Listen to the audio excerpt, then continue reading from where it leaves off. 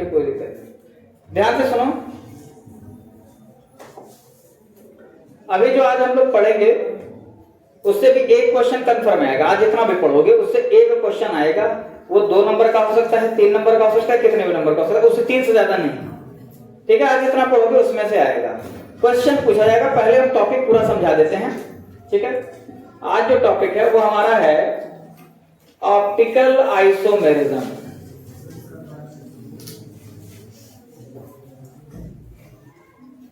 इसमें छोटी छोटी चीजें हम लोग पढ़ेंगे, छोटी छोटी परिभाषाएं हैं। ठीक है शशि बाबू, छोटी छोटी परिभाषाएं हैं, वही हम लोग पढ़ेंगे। क्या हुआ, कलर चेंज करते हैं? ठीक, पेन का कलर चेंज करना, लाल कर दे रहे हैं, येलो कर दे,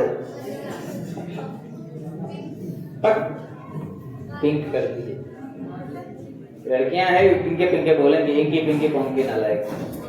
सुनो ध्यान से, ऑप्टिकल आइसोमेरिज्म में हम पहले छोटी छोटी चीजें कुछ जान लेते हैं। एक छोटा सा टॉपिक है पीपीएल। पीपीएल को इसका फुल फॉर्म बताएगा? पहले इसको देख लिया जाए, प्लेन पोलराइज्ड लाइट। ये क्या होती है इसको ध्यान से देखा जाए। प्लेन पोलराइज्ड लाइट, ध्यान से सुनो, ये प्लेन पोलराइज्ड लाइट क्या होती है? लाइट तो जानते हो ना, लाइट प्रकाश, बहुत अच्छे, बहुत तेज हो। प्रकाश क्या होता है? कान उड़िया नीचे करो भाई, सुन लो बात। ठीक है, प्रकाश क्या होता है? प्रकाश की अगर परिभाषा पूछी जाए, प्रकाश से क्या होता है, तो आज तक बचपन में अपना जो बताया हुआ, ऊर्जा का वह माध्यम जो देखने की संवेदना उत्पन्न करता है या जिसकी सहायता से हम किसी को देख पाते हैं। लेकिन अब अगर आपसे प्रकाश की परिभाषा कोई पूछे तो उसकी परिभाषा आप क्या बोलेंगे? प्रकाश एक तरह की विद्युत चुंबकीय तरंग होती है। क्या होती है? विद्युत चुंबकीय तरंग। तरंग मतलब जानते हो कि नहीं? तरंग, वेव। ठीक, वेव का मतलब क्या होता है, कोई बता दे? देखो शुरू से, इसीलिए एक टॉपिक शुरू करेंगे, लगभग 45-50 मिनट लगेगा, ये टॉपिक खत्म हो जाएगा। बेसिक अगर आप लोग ढंग से अगर इसको पढ़ लिए, बेसिक अगर पढ़ लेंगे तो इससे रिलेटेड क्वेश्चन बड़े आसानी से सॉल्व हो जाएगा। पहलवान पीछे बात नहीं। सबसे पहले हम लोग ये देखेंगे तरंग क्या होती है। जब भी मैं बोलता हूं तरंग, या कहीं पर भी सुनते हो कि तरंग, तो तरंग से दिमाग में क्या होता है? कुछ ऐसी ऐसी चीज आती है दिमाग में, कुछ इस तरह की चीज आती होगी, वो क्या है? तरंग। तो तरंग को कैसे परिभाषित करेंगे? तरंग किसी भी ऊर्जा का पथ होता है। किसी भी ऊर्जा के चलने के पथ को ही क्या कहते हैं? तरंग कहते हैं। अलग अलग तरह की तरंग होती है, लेकिन हम लोग जो तरंग जानते हैं उस तरंग के बारे में अगर कहें तो दिमाग में यही आएगा, ऐसे यही तरंग है।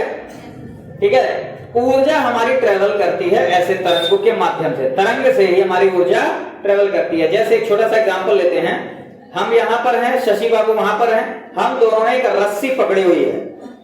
रस्सी का एक छोर मेरे पास है, एक छोर उनके पास है। कोई समस्या किसी को? अब इसमें कौन समस्या? थोड़ी सी लूज है रस्सी और इस तरह से मैंने झटका दिया, तो तुम्हें क्या लगेगा कि कोई चीज है जो इस तरह से जा रही है? रस्सी पहुंची है क्या उन तक? रस्सी तो वही है ना, लेकिन कुछ जाता हुआ दिखाई दिया है। वो क्या है? वो हमारे द्वारा ऐसे की गई मैकेनिकल एनर्जी है, पेशीय बल जिसको बोलते हैं ना, वो हमारी ऊर्जा वहां तक गई है। बात समझ में आ रही है कि नहीं? जैसे कोई तालाब है, उसमें पत्थर मारिए, जब पत्थर मारते हैं बीच में तो कुछ ऐसे चलता हुआ दिखाई देता है। पानी जाता है क्या इधर की तरफ? पानी नहीं जाता है बेटा। अगर एक छोटा सा कागज का टुकड़ा रख दो तो क्या देखोगे कि पानी, वो कागज का टुकड़ा क्या हो रहा है? वहीं ऊपर नीचे हो रहा है। तो कोई चीज ऐसे है जो जाती हुई तो दिखाई दे रही है, लेकिन जल वहीं पर है, लग रहा है कि जल जा रहा है, लेकिन जल अगर ऐसे निकले तो कुल तालाब से पानी बाहर नहीं आ जाएगा। इसका मतलब क्या निकला है? क्या बाहर जा रहा है? वो है ऊर्जा। वो क्या निकल रही है? ऊर्जा बाहर निकल रही है। तो ऊर्जा के ही पथ को हम लोग क्या कहते हैं? तरंग कहते हैं। तो सामान्यतः तरंग हम लोग 2 तरह की पढ़ते हैं, एक जो लॉन्गिट्यूडिनल और ट्रांसवर्सल वेग है, ऊपर और नीचे, वो वाली बात नहीं कर रहा हूं मैं। एक 2 डायमेंशनल, एक 3 डायमेंशनल। ये हमारी 2 डायमेंशनल तरंग है जो इस तरह से चल रही है। ठीक, प्रकाश क्या होता है? वो 3 डायमेंशनल तरंग होती है। प्रकाश कैसी तरंग होती है? 3 डायमेंशनल तरंग होती है, उसमें कई सारे कंपोनेंट होते हैं। ठीक, प्रकाश में हम लोग मानते हैं कि भाई दो कंपोनेंट होते हैं, एक इस तरह से आगे चल रहा है, ठीक, और एक इस तरह से आगे चल रहा है। मतलब प्रकाश एक बीम की तरह रहती है, ध्यान से मेरी बात सुनना, जो इस तरह से ट्रेवल करती है। समझ में आ रही बात कि नहीं? ठीक है, मतलब प्रकाश का एक कंपोनेंट इस तरह से चलता है और दूसरा कंपोनेंट इस तरह से चलता है। तो प्रकाश में दो कंपोनेंट है, एक दूसरे के म्यूचुअली परपेंडिकुलर, मतलब एक दूसरे के लंबवत, जो इस तरह से चलते जा रहे हैं। अगर इसको ड्रॉ करने की कोशिश करेंगे तो इस तरह से हम लोग ड्रॉ कर सकते हैं। समझ में आ रही बात कि नहीं? प्रकाश में दो वेक्टर बोल सकते हैं, दो कंपोनेंट बोलते हैं, एक इलेक्ट्रिकल वेक्टर, एक मैग्नेटिक वेक्टर, जो जिसके कारण प्रकाश इस तरह से चलते जा रहा है। ठीक, कोई दिक्कत? अब अगर हम कुछ ऐसा काम कर दें, एक रुकावट पैदा कर दें, एक कंपोनेंट को रोक दें, एक कंपोनेंट को रोक दें, तो सिर्फ एक ही कंपोनेंट वापस जाएगा या पार कर पाएगा उसके। ठीक है, जैसे मान लो दरवाजा है, ये दरवाजा है, दरवाजा इस तरह से है, पतला सा एक रास्ता है, ठीक, हमको जाना हो, हम दरवाजे से बड़े आराम से इसी स्टाइल में निकल जाएंगे, ठीक। लेकिन वही हम अपने गोद में से इरफान बाबू को उठाए हुए हैं, एकदम ऐसे पटरेक तरह से। इरफान बाबू ऐसे एकदम न्यूरे नहीं है, ठीक है, एकदम पटरेक तरह एकदम स्ट्रेट है, और गोद में उठा करके अगर हम चल रहे हैं ऐसे, तो क्या इस तरह के दरवाजे से इरफान बाबू पार कर पाएंगे? नहीं। कौन कह रहा? हाँ, शांत रहो, तुम कल थे नहीं, ठीक।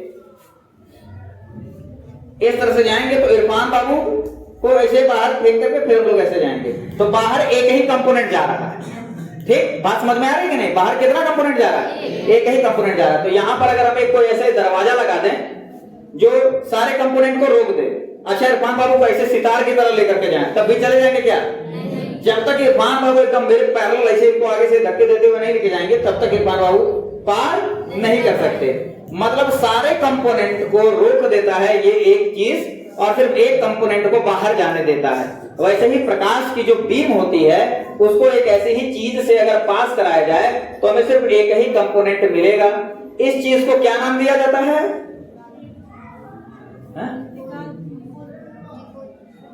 हाँ, निकोल प्रिज्म से पास कराने पर बनती है प्लेन पोलराइज्ड लाइट, बोलते हैं पोलराइजर। क्या बोलते हैं?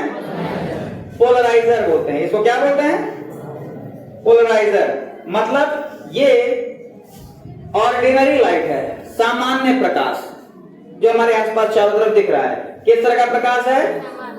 सामान्य प्रकाश, ऑर्डिनरी लाइट। ऑर्डिनरी लाइट को जब हम पोलराइजर से पास कराते हैं तो हमें क्या मिलता है? PPL, plane polarised light. समझ में आ रही बात कि नहीं? ठीक है, समझ में आ रही बात ना? तो अब अगर प्लेन पोलराइज्ड लाइट की परिभाषा पूछी जाए तो बड़े आराम से प्लेन पोलराइज्ड लाइट की परिभाषा बता सकते हैं। क्या? कि ऐसी लाइट, ठीक, जिसमें सिर्फ और सिर्फ एक कंपोनेंट हो या एक डायरेक्शनल वाइब्रेशन हो, यूनिडायरेक्शनल वाइब्रेशन, ठीक है, यूनिडायरेक्शनल वाइब्रेशन हो, जिसमें उसको कहा जाता है प्लेन पोलराइज्ड लाइट। इस तरह से बस चुपचाप चलेगी, बीम ऑफ लाइट नहीं है।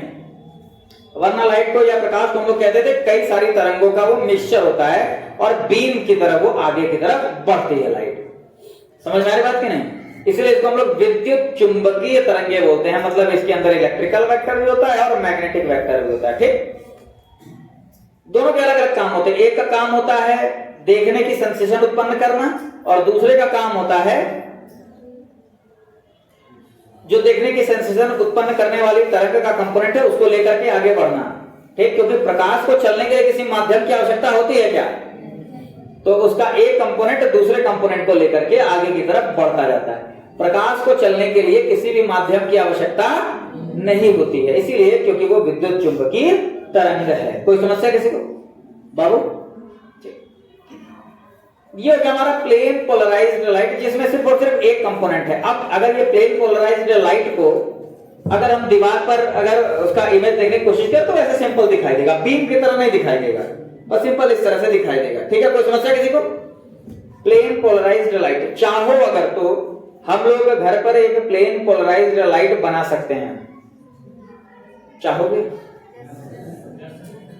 ठीक है, तो एक काम करना, घर पर कोई टॉर्च होगा, वो बड़ा वाला बैटरी वाला टॉर्च होता है ना, देख सबके वहां अभी उसका कोई काम नहीं रहता है, बस एक ही काम रहता है, शाम के समय जब आदमी जाता है तो देखना पड़ता है टार्च जला के कहीं सांप गुजर तो नहीं है, माहौल ठीक है कि नहीं। वरना सांप गुजर काट लिया तो न खुद दिखाई देगा न किसी और को दिखाने लायक रहोगे। बात समझ आ रही कि नहीं? किसके वहां टॉर्च है? किसी के वहां नहीं। अच्छा हम यहाँ है, ठीक है। तो उस टॉर्च के आगे जो लाइट रहती है ना, वहां पर करना क्या है कि जो कैलकुलेटर होते थे ना पुराने ब्लैक एंड व्हाइट वाले कैलकुलेटर, आजकल तो मोबाइल में कैलकुलेटर की जो स्क्रीन होती है उस स्क्रीन को निकालो, पुराने नए खरीद के ना निकालना। और उस कैलकुलेटर की स्क्रीन जो इस तरह से रहती है, उसके इस स्क्रीन के ऐसे जब अलग करोगे तो पीछे से कुछ पेपर निकलेंगे कागज की तरह से, ठीक है। वो कागज पे ऐसे कई सारे बहुत सारे से पतली पतली लाइंस होंगे, 2 कागज निकलेंगे, ठीक है। कैसे पता चलेगा वो कागज जो हम चाहते हैं वही है? 2 कागज जब निकलेंगे तो उनको जब हम लोग ऐसे सीधे रखेंगे, मतलब ऐसे पैरेलल रखेंगे, तब वो हमें ग्रे कलर का दिखाई देगा, ठीक, पूरा का पूरा। और जैसे उसको ऐसे प्लस साइन बना देंगे, ठीक है, तो यहां पर पूरा का पूरा डार्क ब्लैक हो जाएगा और यहां ग्रे रहेगा। इसका मतलब ये पोलराइजर ही है। अरे भाई एक बात बताओ, इधर से भी बैरियर लगा दिए, इधर से भी बैरियर लगा दिए, ना तो हम पास कर पाएंगे ना इरफान बाबू पास कर पाएंगे कि नहीं? बात समझ आ रही ना? तो वही होता है। तो एक पोलराइजर लीजिए और टॉर्च की स्क्रीन पर आगे ऐसे लगा दीजिए, और काला वाला जो टेप होता है ना बिजली वाला, उससे चारों तरफ ऐसे चिपका दीजिए कि अंदर से लाइट बाहर ना निकल पाए। तो अब टॉर्च जलाओगे तो जो भी लाइट निकलेगी वो कैसे निकलेगी? Plane polarised light. ये पोलराइजर ही होता है। जो स्क्रीन होती है ना ब्लैक एंड व्हाइट स्क्रीन, उसके अंदर जो पेपर होता है वो क्या होता है? पोलराइजर होता है। आप प्लेन पोलराइज्ड लाइट आप बना सकते हैं। तो बन गए प्लेन पोलराइज्ड लाइट, उससे कोई दिक्कत तो नहीं ना है। अब ये प्लेन पोलराइज्ड, आप कहोगे कि सर जी कहां है, में जो है कुछ फिजिक्स टाइप का लग रहा है। फिजिक्स टाइप की दुर्गंध आ रही है केमिस्ट्री में से। अभी तक जो है ब्यूटेन, प्रोपेन और अल्कोहल चल रहा था तो आनंद आ रहा था। अभी क्या है, लाइट वेट आ गई, ये कहां है? अब जो है दिमाग खराब हो गया क्या आपका? आ रहा है दिमाग में? हाँ तुमको आ रहा है, ठीक है, अच्छी बात है।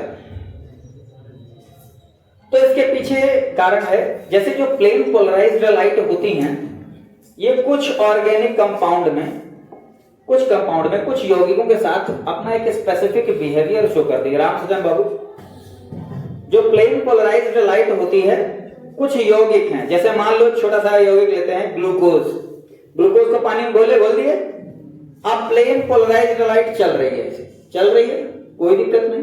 अब ग्लूकोज से अगर पास करेगी, मतलब ग्लूकोज से होकर के जाएगी, तो फिर क्या हो जाएगी? थोड़ा सा अपने पाथ में परिवर्तन कर देगी, थोड़ा सा टेढ़ा हो जाएगी। चल रही है आराम से, चलते ग्लूकोज पास की तुरंत ऐसे टेढ़ी हो जाएगी। लेफ्ट साइड भी हो सकती है और राइट साइड भी हो सकती है। कोई दिक्कत किसी को? आवाज कम कर दें, बहुत तेज लग रही है।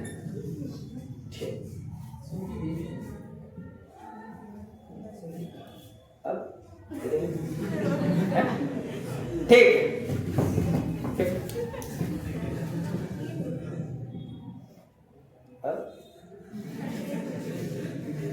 देखो अभी कह रही है कि तेज बोल रहे हैं, फिर कह रही है तेज बोल, जब पावर की है नहीं ना बाबा। सुनो पहले ध्यान से, अब देख लेते हैं। प्लेन पोलराइज्ड लाइट है, मान लो सीधे से आ रही है, एक सीधी सी लाइन आ रही है। यहां पर हमने कुछ रख दिया अपना, एक मान लो कोई कंपाउंड रख दिया पानी भैया, ग्लूकोज रख दिया, ठीक, ग्लूकोज रख दिया।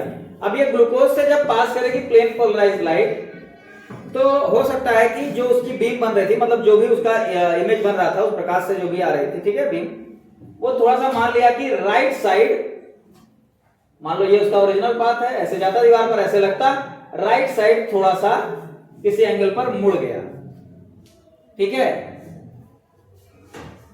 या हो सकता है कि लेफ्ट साइड में मुड़ जाए। तो ये जो प्लेन पोलराइज्ड लाइट है, ध्यान से मेरी बात सुनना, ये प्लेन पोलराइज्ड लाइट अलग अलग यौगिक में अलग अलग बिहेवियर दिखाती है। कभी हो सकता है कि ना मुड़े, कभी हो सकता है कि मुड़ जाए। तो अगर कभी ये राइट साइड मुड़ गया तो इस यौगिक को, इस ग्लूकोज को कहा जाएगा डेक्स्ट्रो रोटेटरी ग्लूकोज। क्या बोला जाएगा? Dextro rotatory glucose. हिंदी में क्या कहते हैं? किताब है किसी के पास? क्या बोलते हैं? दक्षिण तो हमको दाएं समझ में आ रहा है, लेकिन पूरा बताओ। ऐसे करके वाला हमको ही पता है, एग्जैक्ट वो शब्द बताओ। मारो गोली डेक्स्ट्रो रोटेटरी सही है, ठीक है। दक्षिणा, फिर वही चीज, एक आदमी स्पष्ट बोल देना भाई। अब नहीं बोलो दक्षिण कर रहा हूं सीआर की तरह हूं। दक्षिणा घूर्णक, डेक्स्ट्रो रोटेटरी या डी टाइप ग्लूकोज, या डी टाइप ग्लूकोज कहा जाता है। डेक्स्ट्रो रोटेटरी या डी टाइप ग्लूकोज। कॉन्फिडेंस नहीं आ रहा है, आवाज तेज नहीं हो रही, ठीक है। इतना सही है ना आवाज? डेक्स्ट्रो रोटेटरी ग्लूकोज कहा जाता है। और अगर लेफ्ट साइड रोटेट कर जाए तो उसको लेवो रोटेटरी कहते हैं, ठीक है। लेवो रोटेटरी, लेवो रोटेटरी मतलब लेफ्ट रोटेटिंग, डेक्स्ट्रो रोटेटरी मतलब राइट साइड रोटेट, मतलब दाहिने साइड अगर घूम गया है तो डेक्स्ट्रो रोटेटरी होगा, ठीक है। हम लोग बेटा ग्लूकॉन डी पीते हैं कि नहीं? कहीं ये डी वही डी तो नहीं? डाबर ग्लूकोज डी पिया जाता है कि नहीं? तुम लोग पियो, मेरे अंदर वैसे बहुत ऊर्जा है, ठीक है। वो डी क्या है? कहीं ये वही डी तो नहीं? डेक्स्ट्रो रोटेटरी वाला वही है। हाँ, ये डेक्स्ट्रो रोटेटरी वाला ही अद्भुत वाला है ना? हाँ हाँ ठीक है। मक्खियों के घूम रही थी।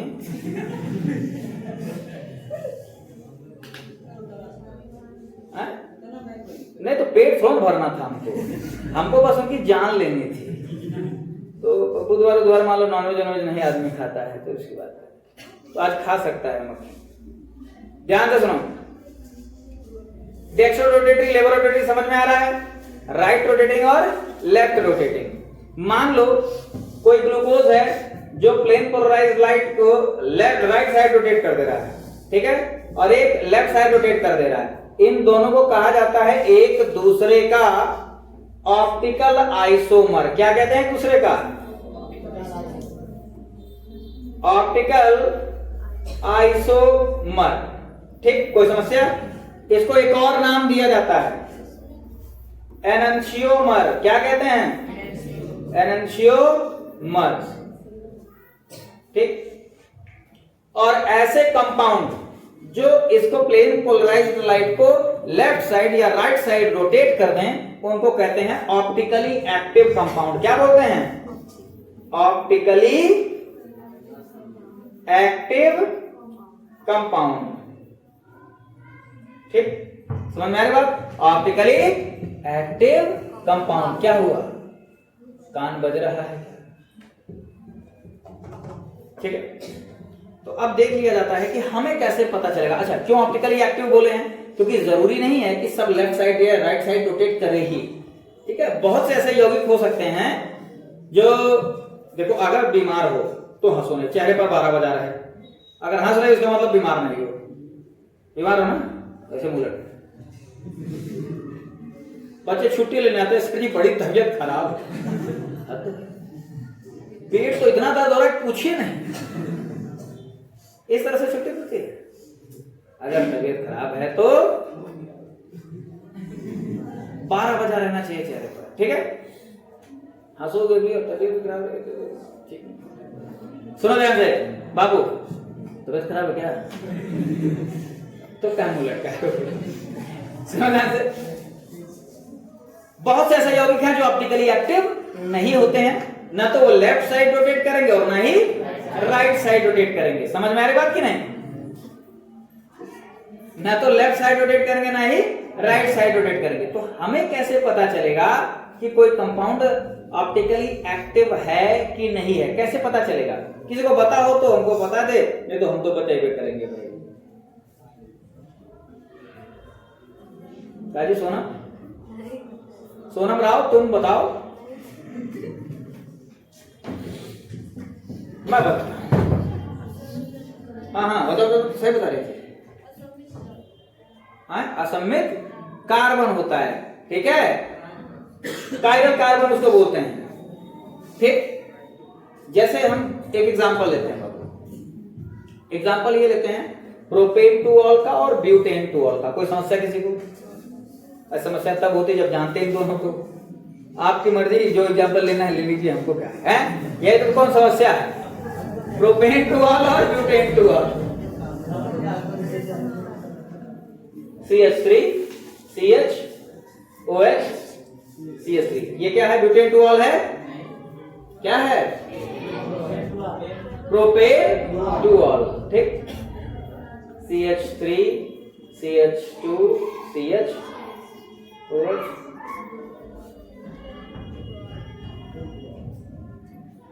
इन सबको हल्का के कोई यार पहलवान टाइप, पहलवान टाइप कोई आया तने छोड़ के जो तलका मचा रहे हैं सबको तो भगा दोगे? नहीं डांटना, बस डांटना, मारना मुरना नहीं। छोटे 6-7 साल के बच्चे हैं, तुम लोग भी छोटे रहे हो या अभी भी छोटे ही हो, जो भी हो। ये ब्यूटेन टू ऑल है, ये प्रोपेन टू ऑल है। हम लोग को बस यही देखना है, कोई नहीं है ये तो डराने वाली बात है, तो दौड़ कौन रहा है बाहर? ठीक है, बैठ जाओ। अब हम लोग को मान लो ये देखना है कि कौन ऑप्टिकली एक्टिव है और कौन ऑप्टिकली एक्टिव नहीं है। तो कैसे देखेंगे? हम लोग अल्फा कार्बन को लिख लेते हैं भैया से। ठीक, अल्फा कार्बन लिख लिया, H CH3 CH3 OH। ठीक, कोई समस्या? यहां पर ये अल्फा कार्बन लिख दिया हमने, CH3, इधर C2H5 करने कोई दिक्कत नहीं ना है, ऊपर H नीचे OH। अब यहां अल्फा कार्बन देखिए आप, अल्फा कार्बन से जितने ग्रुप जुड़े हुए हैं क्या चारों अलग अलग हैं? नहीं, दो तो सेम हो गए, एक CH3 और एक CH3 सेम हो गए कि नहीं? इस अल्फा कार्बन को देखिए, चारों ग्रुप अलग अलग हैं क्या? हाँ, ये H है, ये CH3 है, ये OH है, ये C2H5 है। चारों ग्रुप अलग अलग हैं कि नहीं? ठीक है, तो इस कार्बन को असम्मित कार्बन या कायरल कार्बन कहते हैं। क्या कहते हैं? कायरल कार्बन कहा जाता है। ऐसा कार्बन जिस कार्बन से जो चारों समूह जुड़े हुए हैं, चारों क्या हैं? अलग अलग हैं। ठीक है, बात समझा रहे नहीं इरफान भाई? बात समझा रहे ना? चारों ग्रुप अलग अलग हैं, तो वो किस तरह का कार्बन होगा? कायरल कार्बन होगा। तो वो देख करके तो पहचान ही लोगे, पहचान लोगे कि नहीं?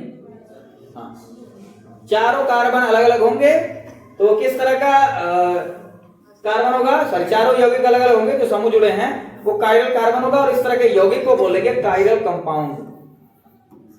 Chiral compound, chiral compound. देखो, कायरल ऑब्जेक्ट भी होते हैं। कायरल का मतलब एक्चुअल में क्या होता है? कायरल का मतलब होता है कि जिसकी जो मिरर इमेज है, दर्पण पर उसका अगर प्रतिबिंब बनाया जाए तो कैसा बने? नॉन सुपर इम्पोजेबल इमेज बने। नॉन सुपर इम्पोजेबल, पहले तो बोलना सीखेंगे फिर इसका मतलब जानेंगे। Non super imposable image, super impose करना तो जानते हो ना, एक के ऊपर एक चढ़ा देना। जैसे मान लो कि ये बॉक्स है, बॉक्स का जो मिरर इमेज बनेगा वो भी ऐसे ही बनेगा एकदम। मिरर इमेज को उठा करके अगर बॉक्स के ऊपर रखेंगे पूरा कवर कर लेगा कि नहीं? तो ये कायरल नहीं है, क्योंकि ये सुपर इम्पोजेबल मिरर इमेज बनाता है। कोई समस्या किसी को? कोई समस्या भैया? ये लीजिए अपना एक हाथ, ऐसे करिए, पकड़ लो ऐसे हाथ। इसका मिरर इमेज जो बनेगा, जो मिरर इमेज बनेगा वो हमारा ये वाला हाथ होगा कि नहीं होगा? एकदम डिट्टो यही होगा कि नहीं होगा? ऐसे नहीं बनेगा, यही बनेगा। अब इस हाथ के अपने मिरर इमेज को इसके ऊपर सुपर इम्पोज करो। क्या पूरा सुपर इम्पोज हो पा रहा है? नहीं। अंगूठा खाली रह रहा है कि नहीं? ये छंगुरिया के ऊपर हाई वाली उंगली आ जा रही है, छंगुरिया के ऊपर, ठीक। नॉन सुपर इम्पोजेबल हो रहा है कि नहीं? तो हमारा हाथ कैसा कंपाउंड है, ये कैसा पदार्थ है? कायरल पदार्थ है। कैसा पदार्थ है? कायरल पदार्थ है। समझ गया कि नहीं? तो ऐसे पदार्थ भाई खान साहब, ऐसे पदार्थ जो non super imposable mirror image बनाते हैं उनको क्या कहते हैं? कायरल पदार्थ। हर कायरल पदार्थ ऑप्टिकली एक्टिव होता है। उसके दो आइसोमर होते हैं, एक डी टाइप और एक एल टाइप। समझ में आ रही बात? ठीक। अब हम मिरर इमेज इसका बना करके देखते हैं, दोनों का बना करके मिरर इमेज देखा जाए।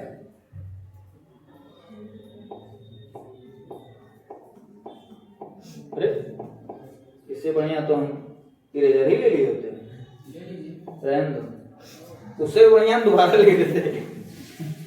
CH था ना, CH3 CH3 OH यहां लगा दिया भैया मिरर। ठीक, ऐसे मिरर पड़े होगा ना 10th में। अब इसका मिरर इमेज बनाए, ये वाला यहां आ गया CH3 CH, ये इधर आ गया CH3 OH। सुपर इम्पोजेबल है कि नहीं है? मतलब एक दूसरे के ऊपर कवर कर सकते हैं, सुपर इम्पोजेबल है, यानी कि ये कायरल नहीं है, ये ऑप्टिकली एक्टिव नहीं है। ब्यूटेन 2 ऑल ले, C2H5 CH CH3 OH mirror image. इधर आ जाएगा CH3, ये जाएगा CH C2H5 OH। अब इसको इसके ऊपर उठाओगे तो C2H5 के ऊपर CH3 आ जाएगा। ये नॉन सुपर इम्पोजेबल बन गया कि नहीं बन गया? तो ये कायरल हो गया। एक मान लिया कि ये डी टाइप होगा तो ये एल टाइप होगा।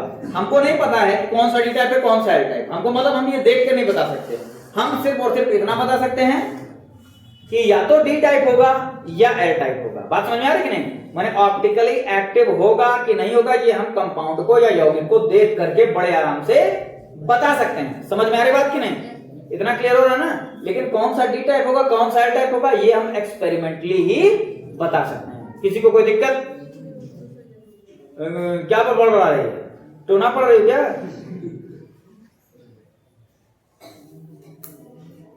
सुनो ध्यान से। तो इतना क्लियर हुआ? अच्छा अब एक बात बताओ, मान लिया कि ये भैया हमारा डी टाइप है और ये एल टाइप है। 50% मिक्सचर या 50% हम ले लें डी टाइप और 50% एल टाइप ले लें और एक क्या मिला दें। ये डी ब्यूटेन 2 ऑल है, वो एल ब्यूटेन 2 ऑल है, दोनों को आपस में मिला दें। वो उस मैटर के लिए नहीं जा रहे हो? बड़ा मैटर हो रहा है इधर 3-4 दिन से जो है मैटर जा रहा है। ऑप्टिकली हाँ क्या बता रहे थे? 50% ले लिया जाए तो क्या बनेगा? Racemic mixture. Zero optical rotation हमें देखने को मिलेगा, जीरो ऑप्टिकल रोटेशन। ठीक है, मतलब अरे भाई डी के कारण जो 50% 30 डिग्री मान लो इधर दाहिने साइड हुआ होगा, फिर एल टाइप के कारण 30 डिग्री फिर बाएं साइड हो जाएगा, यानी कि प्लेन पोलराइज जो लाइट है उसमें कोई भी रोटेशन देखने को नहीं मिलता है। तो ध्यान से सुनो बाबू दीपक शर्मा, अगर हम 50% डी टाइप ले लें, 50% एल टाइप ले लें, समझ में आ रही बात की नहीं? अब दोनों को मिला दें क्या और उसमें से प्लेन पोलराइज लाइट को पास करा मतलब ऐसे ना करना, टॉर्च यहीं चला देना, टॉर्च वहां नहीं घुसड़ देना। कौन है यार ये? घड़ियाल। ठीक, थोड़ी देर में बाबू तुम छोड़ दो, सूरज ही हार मान जाएगा, इधर उधर चला जाएगा। तो टॉर्च जलाएंगे तो उससे जो प्लेन पोलराइज्ड लाइट जाएगी, ये ऑप्टिकली एक्टिव तो है लेकिन इसमें जीरो ऑप्टिकल रोटेशन देखने को मिलेगा, क्योंकि 50% डी टाइप है, 50% एल टाइप है। ठीक है, जैसे एक परमाणु हमने रख दिया ऐसे और कहा गया कि एक, अब जैसे मान लो कि इरफान भाई है, कहा जाए कि इरफान भाई के अंदर कोई आवेश है कि नहीं, कोई चार्ज है कि नहीं? कुछ लोग कह रहे नहीं है, कुछ लोग कह रहे हैं। दोनों लोग सही हैं। ठीक, दोनों लोग सही हैं। ये पूरी तरह से विद्युत उदासीन है। ठीक है, अरे भाई को छूने से करंट मारता है क्या? तो ये विद्युत उदासीन है। लेकिन इनके अंदर चार्ज है, जितना पॉजिटिव चार्ज है उतना ही नेगेटिव चार्ज है। समझ में आ रही बात कि नहीं? जिसके कारण इनको हम क्या कहते हैं? विद्युत उदासीन। हर चीज के अंदर मेरे भाई चार्ज है, इसके अंदर इलेक्ट्रॉन है कि नहीं? इसमें कुछ लोग के लिए नहीं है, इसमें इलेक्ट्रॉन है कि नहीं? जोर से बोलिए, मर्द हो कि नहीं? इधर से चलो, कोई नहीं बोला, अच्छी बात है। नहीं तो कोई बोलते हाँ है, कल कोई गंदी सी आवाज आई थी इधर, मर्दाना आवाज, कल या परसों शायद तुम्हारी थी? ठीक है, तो जोर लगा करके बोलो, दम लगा कर कहा। इसमें इलेक्ट्रॉन है कि नहीं? है। बहुत अच्छे, इलेक्ट्रॉन है तो इसमें ऋण आवेश है कि नहीं? है। तो ये धन आवेश की तरफ आकर्षित क्यों नहीं हो रहा है? क्योंकि उस जितना इसमें ऋण आवेश है उतना ही धन आवेश है। ये पूरी तरह से विद्युत उदासीन है। समझ में आ रही बात कि नहीं?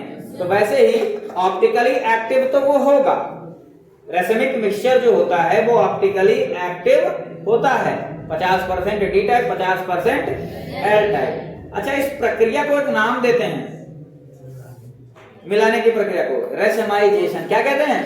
रेशमाइजेशन। 50% D type, 50% L type substance को अगर मिला दिया जाए तो जो मिक्सचर बन करके आता है उसे हम क्या कहते हैं? Racemic mixture. और इस प्रक्रिया को बोलते हैं रेशमाइजेशन। कोई समस्या किसी को? तो कोई पदार्थ ऑप्टिकली एक्टिव है कि नहीं है ये बता ले जाओगे कि नहीं? बता ले जाओगे ना? तो ऑप्टिकल आइसोमर्स में हमें सिर्फ और सिर्फ इतना ही जानना था। कुछ पूछना है? पूछो, पूछना है तो क्या पहनों ऐसे पूछ रहा है, कुछ पूछना? चलो कोई बात नहीं। इसके बाद हम लोग लास्ट टॉपिक पढ़ेंगे, पॉलीहेलोजन कंपाउंड। कौन सा कंपाउंड? Polyhalogen compound. इसको हम थोड़ा सा बता देंगे 2-3 कंपाउंड के बारे में। ये पूरी तरह से रटने और याद करने वाला है, ठीक है? एनसीईआरटी है। कौन सी किताब है? कौन था जो निकल के गया है? वो कौन था? ले भाई, एनसीईआरटी सबसे अच्छी यही है, ठीक है? मोटी मोटी किताबें हैं कि नहीं? हाँ, तो हम बार बार कहते हैं जिंदगी में आगे बढ़ना है तो मुट्ठी के चक्कर में ना पड़ो, हमेशा पतली किताबें पढ़ो। रिकॉर्ड होता है तो मेरी बात खुद देख लो अपनी ऑर्गेनिक की किताब, किसी और किसी का भी नाम नहीं लेंगे, हैं? ठीक है, कोई भी किताब उठा लो, मोटी सी किताब रहेगी, ठीक? और उनका एक इंटरव्यू कहीं देखो, केमिस्ट्री तैयारी कर रही है तो एनसीईआरटी से अच्छी कोई किताब ही नहीं, और इतनी मोटी मोटी किताब खुद लेकर के बैठे हैं, ठीक है? तो सही मायने में ये अपने आप में कंप्लीट किताब है। एनसीईआरटी अपने आप में कंप्लीट किताब है। इसको पढ़ करके, मतलब जो बायो वाले बच्चे हैं उनकी तो बात कर रहे हैं कि नीट में पूरा का पूरा इसमें तुम क्वेश्चन सॉल्व कर सकते हो, ठीक है? एक एक प्रश्न तुमको इससे अक्षरशः वो प्रश्न एक्सरसाइज के मिल जाएंगे। अक्षरशः मतलब तुम बोले हो अरे गंदे आदमी हो, कोई बोला कि नहीं तुमको आज तक ऐसा गंदे आदमी हो?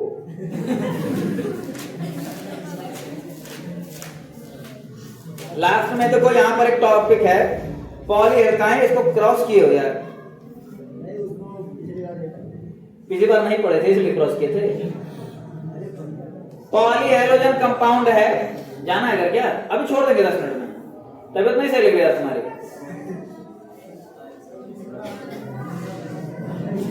कहते हैं मत बोला करो, सुनाई देता है ऐसा, उल्टा सीधा बोलते हो। ये लास्ट टॉपिक है पॉलीहेलोजन कंपाउंड। अगर इसको घर पर पढ़ो तो कोई दिक्कत नहीं, हम थोड़ी देर में अभी छोड़ देंगे, थोड़ी देर क्या हम तुरंत छोड़ देंगे। और अगर इसको घर पर ना पढ़ पाओ तो हमें 10 मिनट दे दो, 10 मिनट में हम बताकर खत्म कर देंगे। चल भाई कोई बात नहीं, इतने पढ़वैया बच्चे हमको कहाँ मिलेंगे? देखो भाई, पॉलीहेलोजन कंपाउंड, हाँ ये चैप्टर खत्म हो जाएगा। सबसे बड़ा था ना कि चैप्टर एक साइकोलॉजिकल जो रहता है कि दिमाग में कि चैप्टर खत्म हो गए, बेटा वो बंद कर दो, दरवाजा बंद कर दो, चैप्टर खत्म हो जाएगा।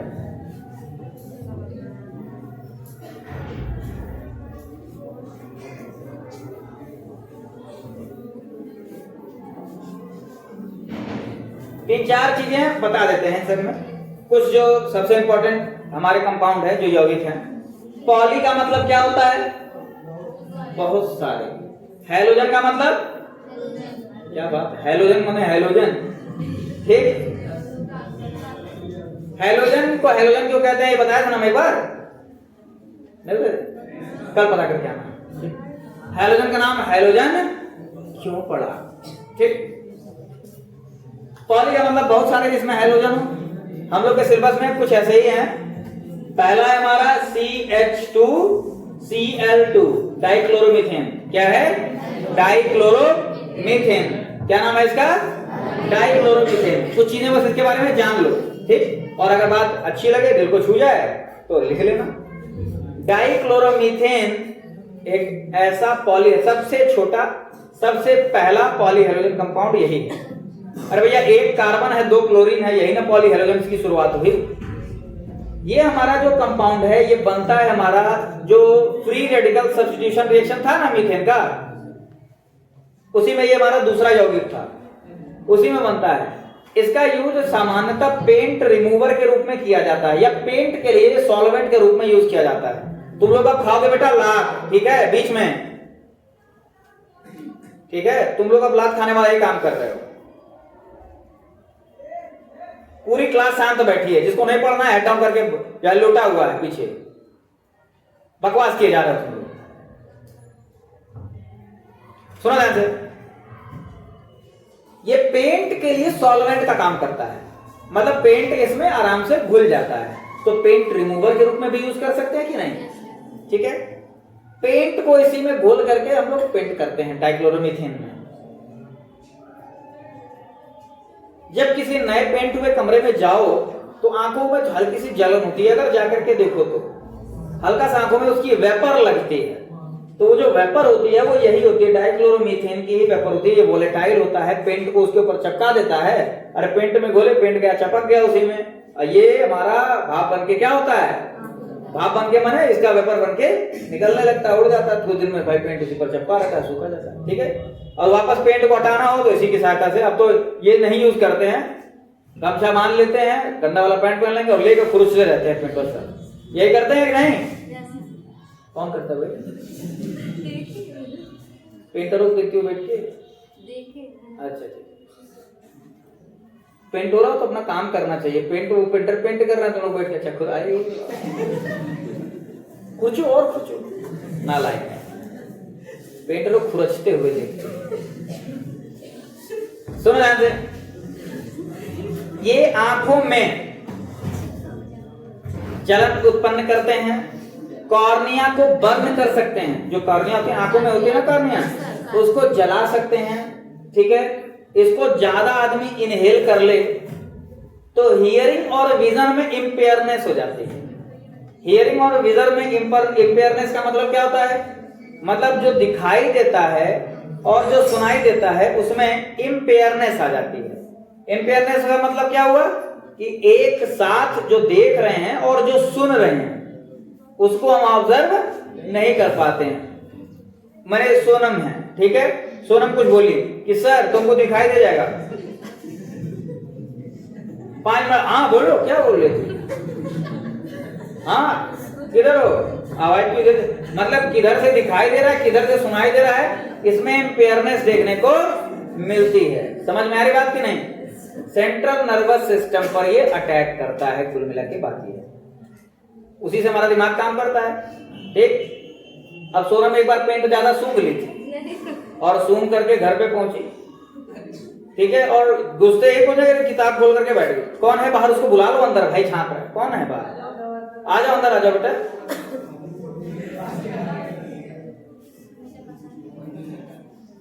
अरे तब से ऐसे किए हुए भाई, जिसको आना है आ जाए। अब बंद कर दो दरवाजा, ऐसा बंद करो कि जिंदगी में खुले नहीं दरवाजा। अरे भाई बस, तो सोनम जो है वो घर पहुंची पेंट सूंघ के, अब घर पहुंचते किसी को शक ना हो तो घुसते ही पहले किताब खोल कर मम्मी पूछी पेंट सूंघी हो क्या, बोली नहीं। मम्मी फिर पूछी सूंघी हो पेंट, कोई गड़बड़ लग रहा है? नहीं हाँ पढ़ाई कर, 3-4 बार पूछी तो करे नहीं मम्मी पढ़ाई करना।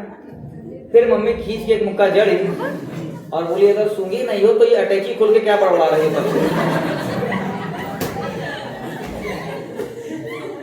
अटैची खोल के पढ़वा रही थी, सब सामान हमारे घर किताब समझ रही थी उसको। तो ये असल में ऐसा हो जाता है, हियरिंग और विजन में इम्पेयरनेस हो जाती है। त्वचा पर लग जाए तो त्वचा में भी जलन हो जाती है, त्वचा भी हमारी जल जाती है। ठीक है, नेक्स्ट है CHCl3। ज्यादा नहीं बताएंगे, किताब से पढ़ लेना भैया। एक्स्ट्रा क्लास है, एक्स्ट्रा क्लास का मतलब ये थोड़ा होता कि हर चीज बताइए, किताब में हम डिलीट मार देंगे। यार हम डिलीट नहीं मारते हैं, ठीक है। CHCl3 इसको कोई जानता है? क्लोरोफॉर्म। ठीक, जितने क्रिमिनल है इसको जानते जरूर हो। ठीक है, क्लोरोफॉर्म का इस्तेमाल पहले किया जाता था लोगों को बेहोश करने के लिए, एनेस्थीसिया देने के लिए, एनेस्थेटिक के रूप में बेहोश करने के लिए क्लोरोफॉर्म का इस्तेमाल किया जाता था। मेढक वोढक होते थे पहले, बायो में प्रैक्टिकल होता था ना, मेढक को काटते थे बीचों में से, फिर के उसको जिंदा कर देते थे। तो मेढक जिंदा नहीं हुआ तो फेल, जिंदा हो गया तो पास। तो 2 मेढक लोग लेके आते थे, हाँ, वो चीर करके दूसरा रख रख देते थे और शाम को सूप बना पी लेते थे उसका, जो मरा। ध्यान से सुनो, क्लोरोफॉर्म क्या है? सबसे पहले इसका पहले इस्तेमाल किया जाता था एनेस्थीसिया के लिए। बाद में क्या हुआ कि आदमी मान लो इसे दीपक बाबू फोड़ा हुआ, उनका ऑपरेशन करना है, दे हम क्लोरोफॉर्म सुंगा दे कि इनको दर्द ना हो। फोड़ा तो ठीक है, सही हो गया, निकाल के उसका माल पानी बाहर कर दिए, फिर ये उठे ही नहीं, ये फिर उठे ही नहीं, उठ गए। बात समझ में आ रही कि नहीं? ऐसा क्यों होता है, उसके पीछे एक कारण है और बोर्ड में प्रश्न आता है उससे कि दीपक बाबू उठे क्यों नहीं आते? कोई बता सकता है? हाँ हाँ, अरे मास्टर, तो जब पता था तो बोली क्यों नहीं नालायक? अच्छा बीमार थे, यस, बीमार थे, नालायक। क्लोरोफॉर्म CHCl3 जब एयर के साथ in the presence of sunlight, ठीक है, प्रकाश की उपस्थिति में वायु के साथ अभिक्रिया करता है तो फिर गैस बनाता है COCl2, phosgene, highly poisonous gas, highly poisonous gas. यही गैस बनती है जब ये एयर के संपर्क में आता है और इसको फिर सूंघने के बाद आदमी उठता नहीं। दीपक भाई बहुत दर्दनाक मौत हुई, एक तो फोड़ा, ऊपर से इलाज कराने के और फिर गड़बड़ा गया मामला। बात समझ आ रही नहीं? तो CHCl3 क्लोरोफॉर्म को इसीलिए हमेशा डार्क ब्राउन बॉटल के अंदर गले तक या पूरा ऊपर तक भर के रखा जाता है। सवाल यह पूछा जाता है कि क्लोरोफॉर्म को हम लोग डार्क ब्राउन बॉटल में अप टू ब्रिम, मतलब ऊपर के लेवल तक भर करके रखते हैं, ऐसा क्यों? डार्क ब्राउन बॉटल में इसलिए रखते हैं ताकि प्रकाश ना पहुंच पाए, ठीक, और अप टू ब्रिम मतलब ऊपर गले तक जो है भर करके रखते हैं ताकि वो एयर से संपर्क या उसमें जो भी बची कुची एयर है उससे रिएक्ट करके फॉस्जीन गैस ना बना पाए। समझ में आ रही बात की नहीं? ठीक है, इसका अब जो इस्तेमाल किया जाता है वो इस्तेमाल किया जाता है क्लोरोफ्लोरोकार्बन्स को बनाने के लिए, जो हम हो सकता है कि थोड़ी देर बाद पढ़ें। क्लोरोफ्लोरोकार्बन्स हमारे रेफ्रिजरेंट के रूप में यूज किए जाते हैं, ठीक। नेक्स्ट है, तीसरा है हमारा CCl4। क्या है? Carbon tetrachloride. Carbon tetrachloride thermally बहुत स्टेबल होता है। थर्मली बहुत स्टेबल होने के कारण इसको हम लोग पहले फायर एक्सटिंग्विशर के रूप में यूज करते थे। किसके रूप में यूज करते थे? फायर एक्सटिंग्विशर, मतलब आग बुझाने के लिए। आग बुझाने के लिए कार्बन टेट्राक्लोराइड का इस्तेमाल किया जाता था। आज की डेट में कार्बन टेट्राक्लोराइड एक बहुत अच्छा सॉल्वेंट है। सॉल्वेंट मतलब ऑर्गेनिक सॉल्वेंट, बहुत अच्छा ऑर्गेनिक विलायक है। लैब में भी रखा रहता है कार्बन टेट्राक्लोराइड, हमारा लैब में भी रखा रहता है। बहुत अच्छा ऑर्गेनिक विलायक है। इसमें सारी की सारी ऑर्गेनिक चीजें घुल जाती हैं जो पानी में नहीं घुल पाती हैं, उनको हम कार्बन टेट्राक्लोराइड में घोल करके उसका विलयन बना सकते हैं। बात समझ में आ रही है कि नहीं? इसका इस्तेमाल पहले किस चीज में किया जाता था? फायर एक्सटिंग्विशर के, आग बुझाने के लिए। लेकिन बाद में देखा गया कि ये भी जो है हमारा एयर के साथ अभिक्रिया करता था, जलवाष्प के साथ, जिसको कहा जाता है सुपर हीटेड स्टीम। क्या कहते हैं? Super heated steam. Super heated steam का मतलब 700 डिग्री से ऊपर का अगर पानी को गर्म करके उसका भाप बनाते हैं तो उसको बोलते हैं सुपर हीटेड स्टीम। उसके साथ अभिक्रिया करके ये भी फास्जीन गैस बना लेता था। तो आग बुझाने के लिए मान लो पहुंचे लोग, 60s की बात बता रहे हैं। हाँ सुना है, सुन लो, चवन्नी ठंडी नहीं तो ना लाए, सुना यहाँ पर तुरंत लोड जाती है उसके ऊपर। आग बुझाने के लिए विवेक भाई पहुंचे, आग लगी थी, पानी लिए, पानी से इधर आग बुझा रहे हैं, ठीक। उधर से आग बुझाने वाले जो रहते हैं, मान लो कार्बन टेट्राक्लोराइड लेके पहुंचे, इधर से पानी फेंके, उधर से कार्बन टेट्राक्लोराइड फेंके, बीच में लगी है आग 750 डिग्री, पानी बन गया super heated steam, carbon tetrachloride से आया, ठीक, आग बुझ गई, फास्जीन गैस बन गई, सब लोग खुश। वो मास्क निकाला, ये गमछा ओढ़े थे, गमछा निकाले, आग बुझल गए काम से। फास्जीन गैस सूंघते ही पहुंच गए। बात समझ आ रही कि नहीं? आग बुझाने गए थे और बुझ गए, खुद ही बुझ गए। और आदमी परेशान कि भैया आग से तो मरे नहीं, मरे कैसे? तो धीरे धीरे पता चला कि एक्चुअल में ये फास्जीन गैस के कारण इनकी फिर हम लोग 12 दिन बाद पहुंचे। बात समझ आ रही नहीं? ठीक है, तुम लोग पहुंच ही जाओ नालायक। अब ध्यान से, इसके बाद एक हम लोग को और पढ़ना जो इंपॉर्टेंट है वो है DDT। क्या है? अच्छा, इसका इस्तेमाल भी हम लोग बनाने में उसको करते हैं, क्लोरोफ्लोरोकार्बन्स को बनाने में करते हैं। DDT का नाम बताइए भाई, पूरा नाम बताइए, और कोई इसका स्ट्रक्चर अगर बना सकता है तो यहां करके बना दे। DDT का स्ट्रक्चर कोई बना सकता है? पहले देख लें, कंफर्म देख के ही बना दे मेरे भाई, कोई दिक्कत नहीं। DDT है dichloro diphenyl trichloro ethane, DDT। DDT का इस्तेमाल किस चीज में किया जाता है? कीटनाशक के रूप में किया जाता है, ठीक है। लेकिन आजकल इसको भी, ये काफी जगह बैन है, इसका इस्तेमाल भी अब हम लोग कीटनाशक के रूप में नहीं करते हैं। अच्छा, एक बात सुन ले भाई, मान ले टमाटर बोए इरफान भाई अपने खेत में, ठीक, मान लो टमाटर बोए, मान ली टमाटर बोए, और उसके ऊपर कीड़े ना लगे इसके कारण DDT का छिड़काव कर दिया, टमाटर के ऊपर DDT जाके चिपक गई, ठीक। फिर टमाटर तोड़ लाए, अब टमाटर को पानी में धो रहे हो, अरे भैया ऑर्गेनिक चीज है, अब इसका स्ट्रक्चर बनाएंगे वो तो देख लेना कितना बड़ा और कॉम्प्लिकेटेड स्ट्रक्चर है, पानी में तो घुलेगा नहीं, ऑर्गेनिक चीज है। और तुमको लग रहा है कि पानी से साफ करके टमाटर एकदम चमक रहा है, साफ नहीं हुआ, बना लो। आइए, हम नहीं जाएंगे, कोई भी है आप लोगों में से यहाँ करके DDT का स्ट्रक्चर बना, छोड़ो, आइए, ठीक है, ध्यान से सुनो।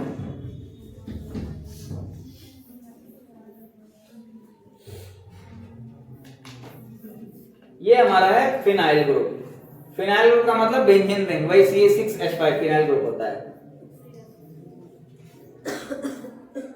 ये 2 तो रहेगा,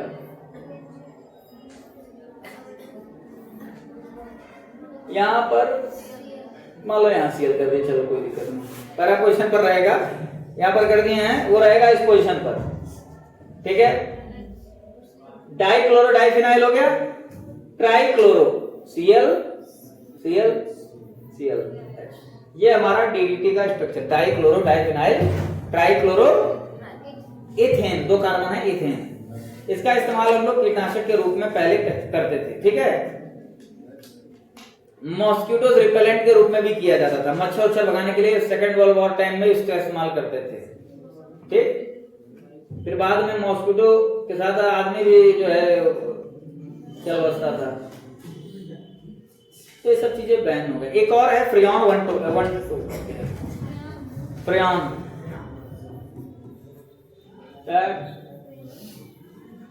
1-2, ये हमारा एक तरह का क्लोरोफ्लोरोकार्बन है, CCl2 F2।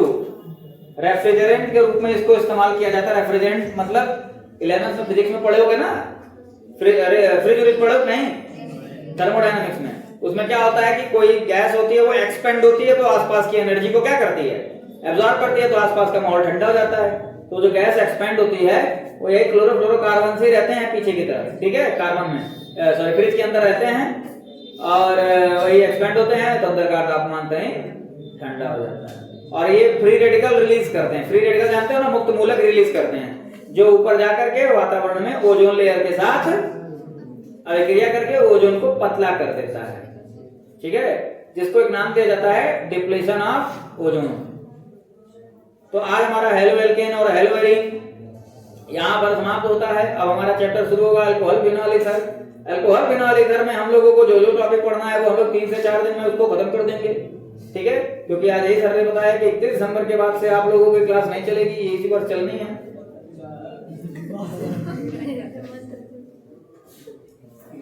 हंस रही हो कि मुंह ही हंस रहा है? तो आज के लिए इतना रहे तो इधर वाली रहे, सूर्य की ओर मुख करिए, गोत्र बोलिए और सीधे निकलिए।